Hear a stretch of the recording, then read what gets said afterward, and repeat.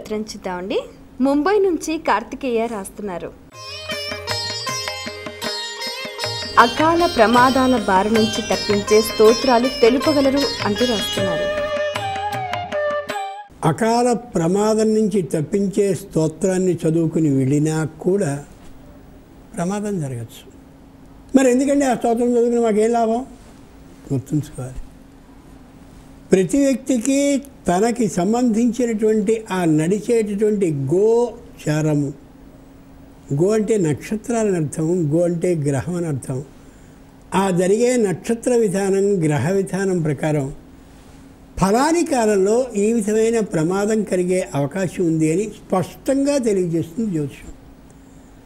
అటువంటి కాలంలో ప్రయాణించరాని సమయంలో ప్రయాణించడం, ప్రయాణించకూడని వాహనంలో ప్రయాణించడం, సరి అయినటువంటి ఆ నడపడం తెలియనటువంటి చోదకునితో ధైర్యం సాహసం చేసి వెళ్ళడం, ఇటువంటి వాటిని లౌకికంగా ముందు మనం నివారించుకోవాలి.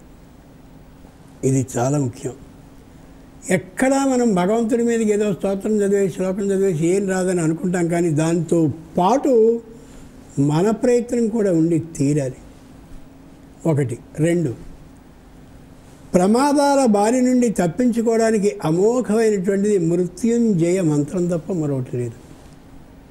కాబట్టి మృత్యుంజయ మంత్రాన్ని ఓసారి చదివేసుకుని అమ్మాయ చదివేసుకున్నాను ఇంకేం రాదు కాదు, 108 పర్యాయాలు స్పష్టంగా కూర్చుని చేసి ఆ మీదట బయలుదేరినట్టయితే ప్రమాదం అనేది నిజంగా మనకి జరిగినా దాని నుంచి శారీరకమైన గాయం లేకుండా బయటపడే అవకాశం కనిపించి తీరుతుంది.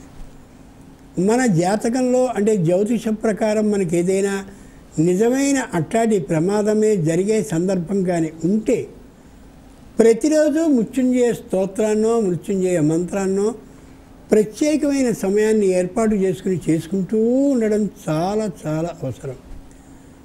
భగవంతుడు దయామయుడు, అనుమానం లేదు, జాలి కలిగినవాడు, అనుమానం లేదు. కానీ నియమాన్ని పాటించేటటువంటి వాడు. వీడికి ఈ కాలంలో ఈ విధమైన ప్రమాదం జరగాలి అన్నప్పుడు జరిపిస్తాడే తప్ప ప్రతినిత్యం గుళ్ళో తిరుగుతున్నాడు కదా అని చెప్పి తప్పించకుండా ఉండే ఆ అధికారం కలిగిన వాడు కాదు ఆయన. అవశ్యం అనుభోక్తవ్యం, ఖచ్చితంగా అనుభవించి తీరాల్సిందే.